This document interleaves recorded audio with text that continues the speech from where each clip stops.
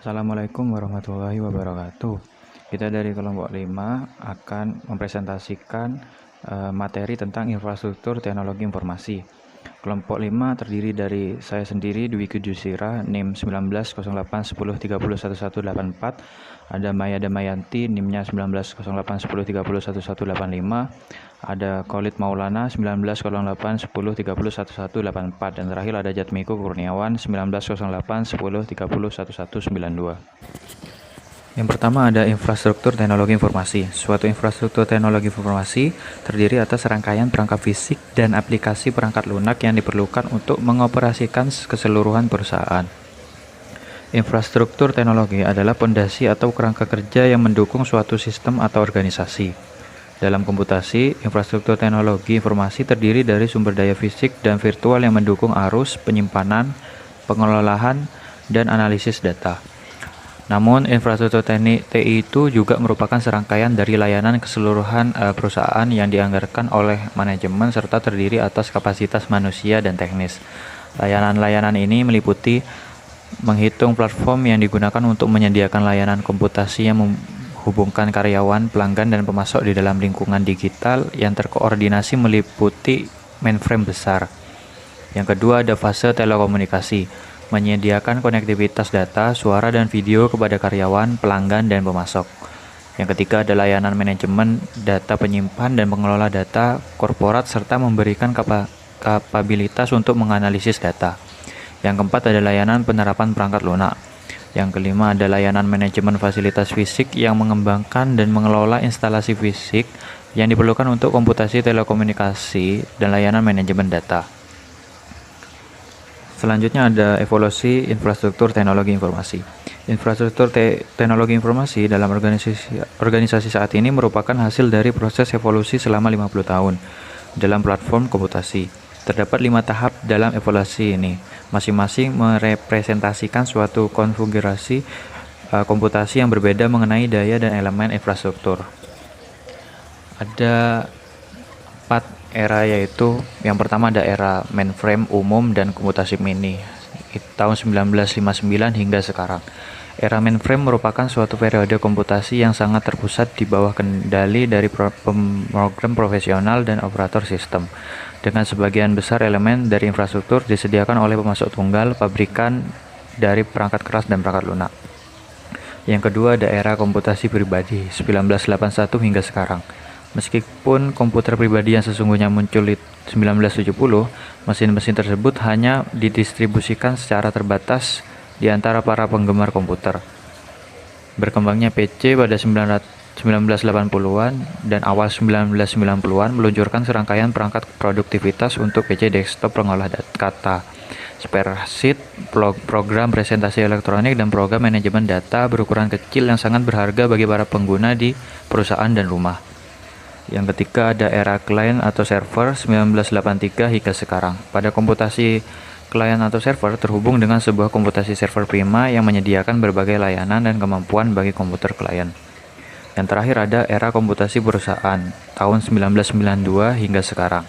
Infrastruktur perusahaan juga harus membutuhkan perangkat lunak untuk menghubungkan aplikasi-aplikasi yang terpisah dan kemungkinan data untuk mengalir bebas ke bagian-bagian bisnis yang berbeda seperti aplikasi perusahaan.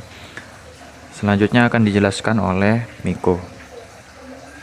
Assalamualaikum warahmatullahi wabarakatuh. Perkenalkan, nama saya Jatmiko Kurniawan, NIM 190810301192. Di sini saya akan melanjutkan presentasi dari teman saya, yaitu tentang teknologi pendorong dalam evolusi infrastruktur.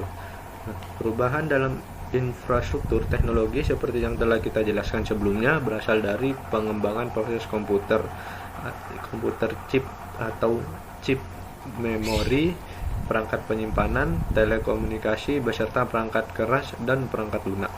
Yang pertama ada hukum Moore dan kekuatan mikroprosesor, yaitu hukum sebuah prinsip tentang perkembangan teknologi yang dikemukakan oleh CEO Intel.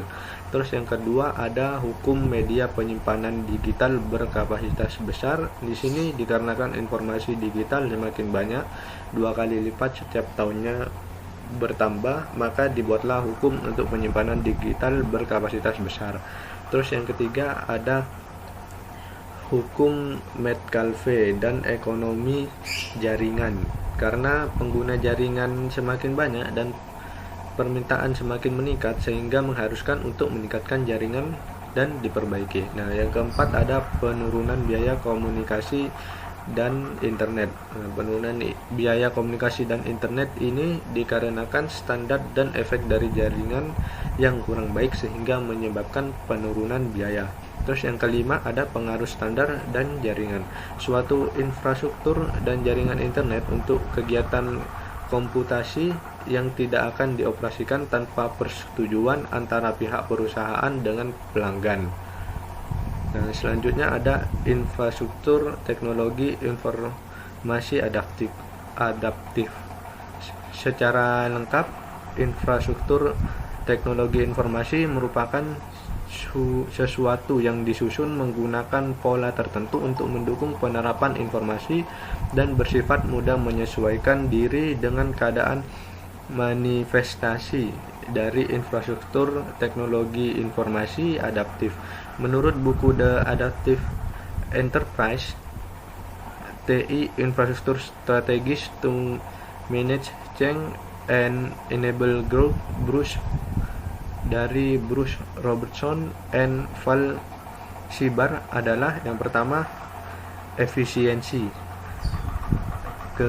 Ketersediaan komponen dengan ketersediaan komponen-komponen yang dapat dimanfaatkan bersama oleh berbagai sistem aplikasi lama maupun baru. Yang kedua ada effectiveness, menggunakan komponen-komponen yang mudah dipadukan dan diintegrasikan. Terus yang ketiga ada agility, dengan komponen-komponen yang mudah dirombak, di-upgrade atau diganti.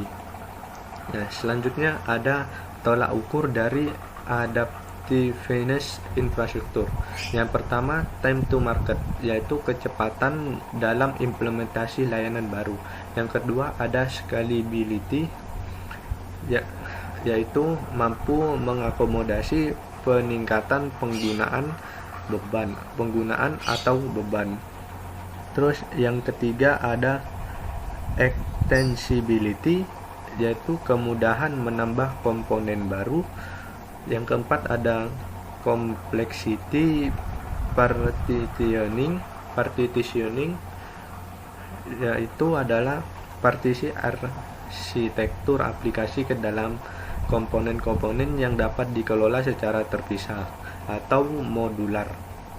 Yang kelima ada reusability, yaitu pemanfaatan ulang atau silang komponen-komponen infrastruktur oleh berbagai layanan teknologi informasi organisasi. Terus yang keenam ada integration, yaitu pemanfaatan teknologi open standard yang memungkinkan integrasi antar komponen infrastruktur. Nah, kemudian ada penyelesaian dari masalah yang sering muncul dalam penerapan infrastruktur teknologi informasi. Yang pertama adalah plan your infrastructure end-to-end, yaitu melakukan perencanaan infrastruktur secara menyeluruh.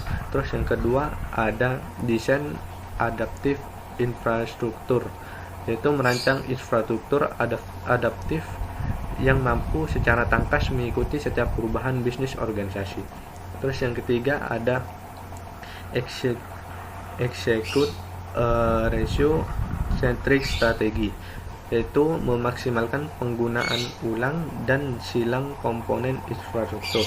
Terus yang keempat ada choose the right technology and product, yaitu pemilihan teknologi yang tepat dengan mempertimbangkan teknologi masa depan serta teknologi yang efisien.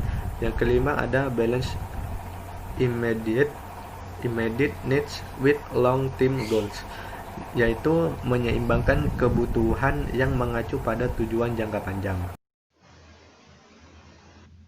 Baik, saya lanjutkan, yaitu pada komponen dan infrastruktur teknologi informasi. Infrastruktur teknologi adalah pondasi atau sebuah kerangka yang mendukung suatu sistem dalam sebuah komputasi dan infrastruktur. Teknologi informasi terdiri dari sumber daya fisik dan virtual yang akan mendukung arus penyimpanan, pengolahan, dan analisis data. Infrastruktur teknologi sendiri sudah dapat dipusatkan ke sebuah data center yang dapat dikendalikan lebih dari seorang. Contohnya seperti fasilitas colocation atau penyedia cloud.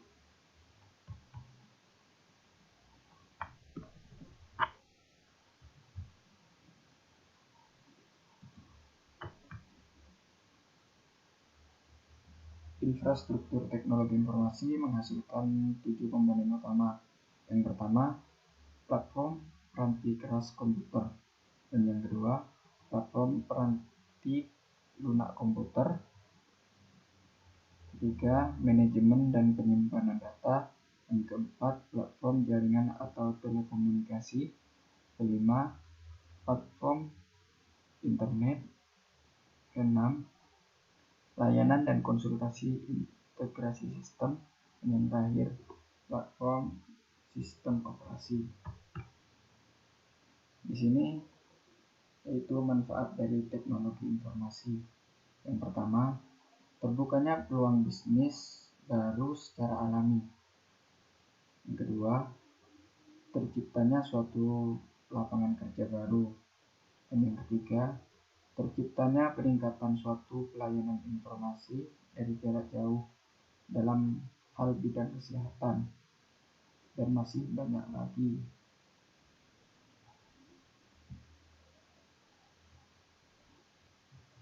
Halo, saya Maya Damayanti, NIM 190810301185. Saya akan melanjutkan presentasi dari kelompok saya, yaitu tujuan infrastruktur informasi teknologi atau lebih sering disebut dengan IT. Nomor 1, pencapaian efektivitas dari keseluruhan proses infrastruktur IT. Nomor 2, mempermudah akses untuk semua orang. Nomor 3, meningkatkan kinerja karena dinilai lebih efektif.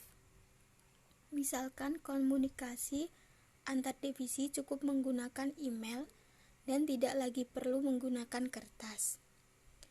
Nomor 4, memudahkan kontrol atau pengendalian.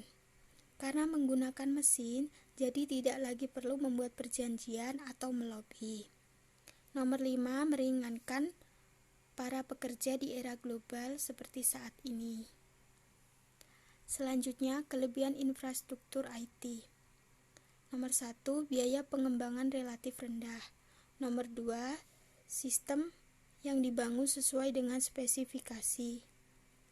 Nomor 3, mudah untuk melakukan modifikasi dan pemeliharaan.